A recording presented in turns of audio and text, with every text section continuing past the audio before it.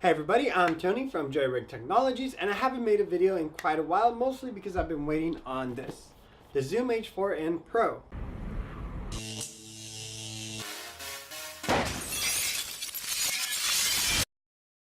When you open the box, you're greeted with the Zoom H4n Pro inside of this protective case. The reason it's not inside of here is because most of this video is going to be recorded off of the Zoom with the XLR adapter to the video mic. And whenever it's not, you're going to get little annotations down below saying what is being used to record that little clip, or the configuration at least. You get a piece of paper saying what's included inside of the Zoom, or inside of the box of the Zoom H4n Pro. Then you get the Cubase LE startup guide, more information, the registration packet, and then codes for Cubase LE and Wavelab LE. And now let's talk about the Zoom H4n Pro itself. So the Zoom weighs 10 ounces, which is about 294 grams, and its dimensions are 2.9 by 6.5 by 1.5 inches, or 73 by 167.2 by 37 millimeters. And yes, I read it off of my notes because there's no way I can memorize that. The Zoom H4n Pro is a 4-track recorder, from stereo all the way to using all 4 tracks. Yeah, I think that's self-explanatory. This recorder supports an SD card of 16 megabytes all the way to 2 gigabytes and an SDHC card of 4 gigabytes all the way to 32 gigabytes. However, I've been able to record some audio off of a 64 gigabyte card, but it wasn't able to format correctly and a little bit of the audio was lost. So your mileage may vary with that. So looking at the Zoom H4n Pro, from the very top, you have the Zoom logo.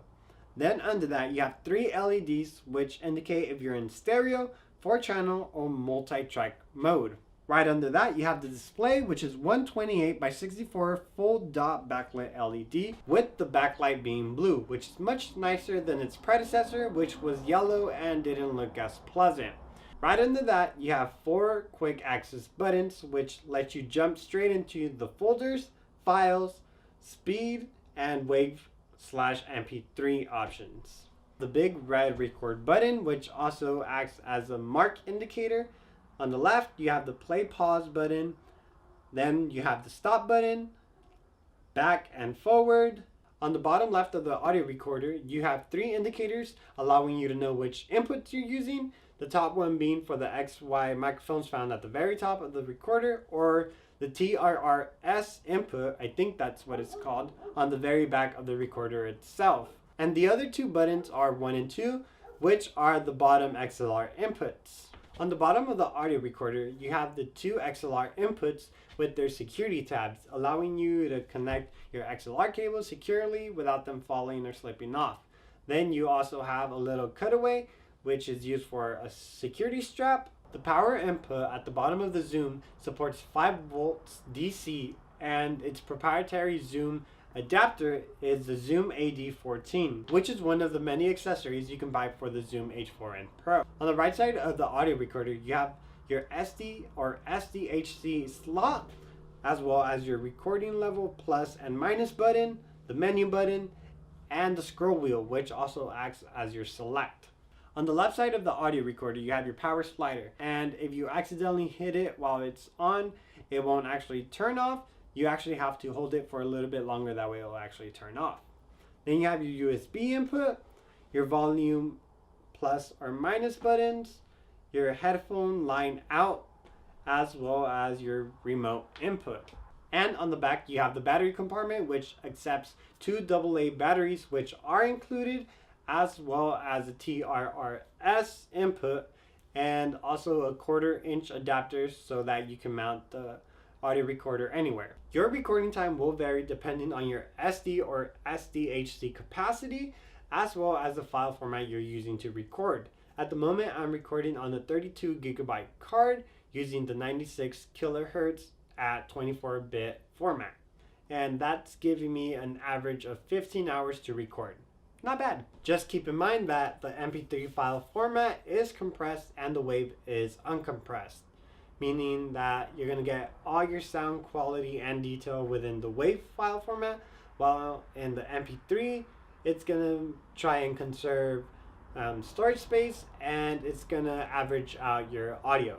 The effects range from low cut to a compressor slash limiter within the stereo or 4-channel mode, as well as in the multi-track mode. It has a preamp module and an effects module. And the metronome has 5 sounds, from 40 to 250 beats per minute. The audio recorder, of course, supports external microphones as well as the microphones it has on itself at the very top, which are unidirectional condenser microphones. Right, so all that's left is an audio comparison. Right now, all the microphones are at about the same distance away from me. The Zoom H4n Pro is at a microphone input of 80, and this is what it sounds like. And it's about 4 to 5 feet away from me. Now you're hearing me off of the Sony Alpha 5000, which is the same distance as all the other microphones and the audio recorder. And this is what it sounds like. And now you're hearing me off of the Rode video mic, which is connected to my iPhone 7 through voice memos, and that's where you're hearing the audio, which is how I used to record the videos. So remember that the rest of the video, other than this segment or these segments, was recorded completely with the Rode video mic connected to the H4n Pro.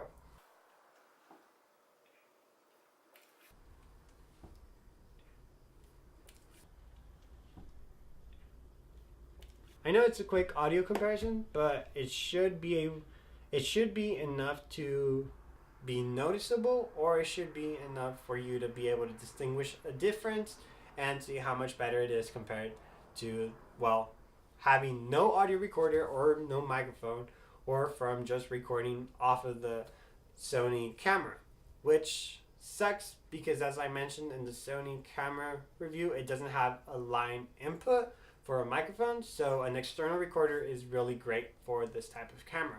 Right, and that was a quick review of the Zoom H4n Pro. But yeah, hope you liked the video. You know what to do, and that's a cut. This recorder supports an SD card of 16 megabytes all the way to 2 gigabytes and an SDHC card of 4 gigabytes. Whatever.